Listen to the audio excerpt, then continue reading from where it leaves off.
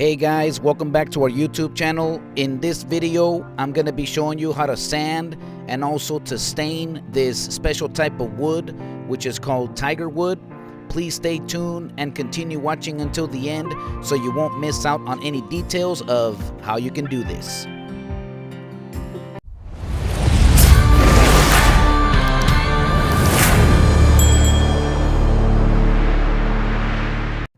We didn't get the privilege of installing this special type of Tigerwood deck, but at least we're going to be able to sand everything and stain it. This is a brand new installation with this metal railing, and it has the same type of wood on the top of the rail. All of this, we're going to be sanding it today. We're just going to give it a light sand, especially since it's brand new wood. You just need to kind of scuff it up a little bit. We're using this basically like a cordless sander, and the type of paper is 220 grit.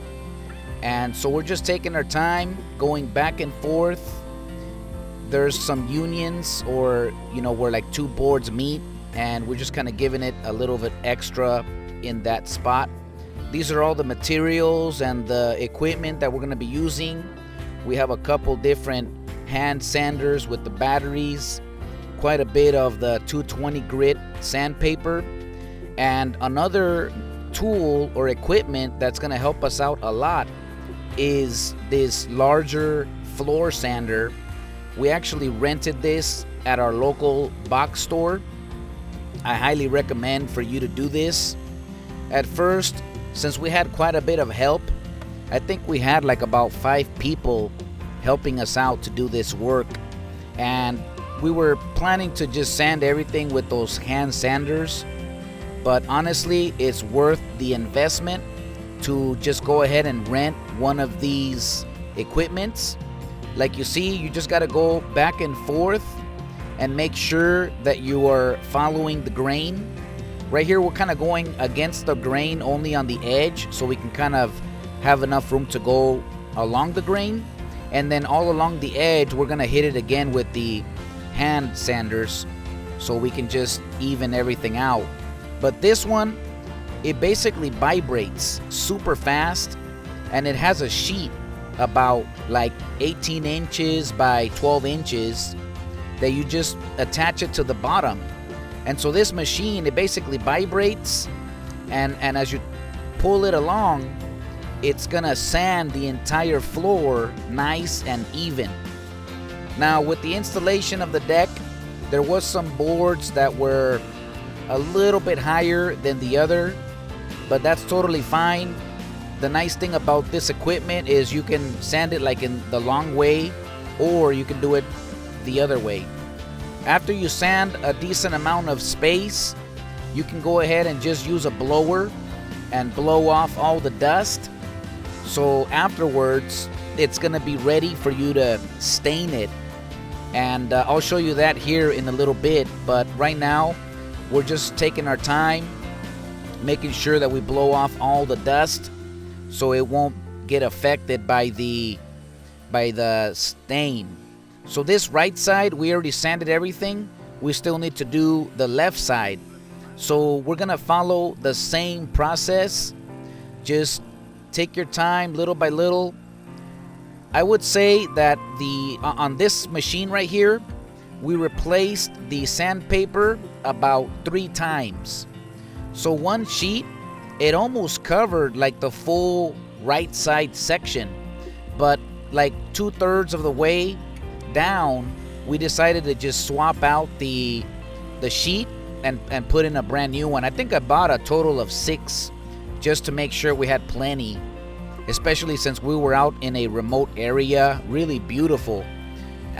You can see the nature and everything all around, but we just wanted to make sure we had enough material for what's needed.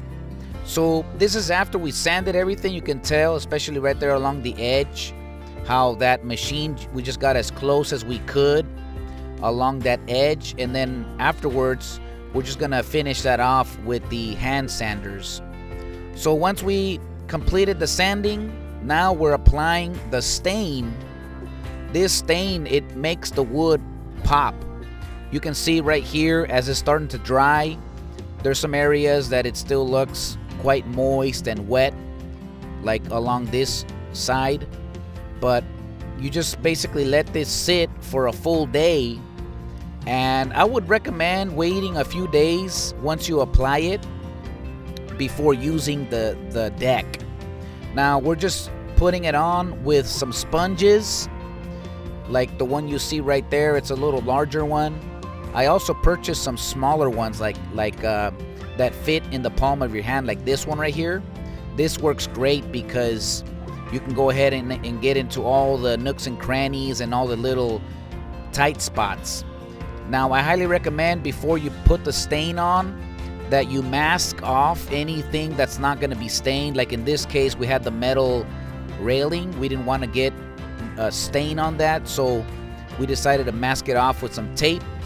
And once you do that, I mean, because we're applying it by hand, you don't need to mask off a bunch, just along the edges where you're gonna be kind of touching up. Now on the outside it's just a little bit of space, and also on the top. Otherwise, most of the staining is on the floor surface and also on these steps. The way how to do this is you want to do the face first. That way you can have enough like room and space to work on. Then after you do all the face, the front side, you can work your way down. You can start at the top and then just start doing the top, and then just work your way down and out.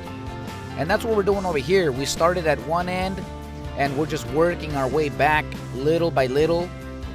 We're just applying a decent amount, dipping our sponge straight into the bucket, and then removing any excess material. Now at first, when you put it onto the wood, you're gonna have quite a bit there, but then all you gotta do is just spread it. Make sure in all the seams that you press in the sponge so you get it right in between the seams as best as possible, so you have a nice and uniform look. But yeah, like right there, we're just pressing it into the seam and all that, so not only on the surface but in between, just so that way if you look at it from any angle, you're gonna be able to tell that this has stain evenly in all the areas. So like you can tell, you just need to apply it once, and a good application, spread it out and just work your way out, and that's all you need. Then we're just gonna let it sit and dry, and like I said, after a few days you can go ahead and utilize it. Now we highly recommend for you to reapply this kind of stain every like couple years.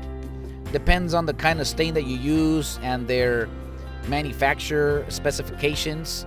Some last a lot longer, but I would say typically here in the Pacific Northwest, every 2 to 5 years, definitely, go ahead and do it again, so it just prolongs the life. Thanks for watching. May God bless you, and I'll see you on the next project.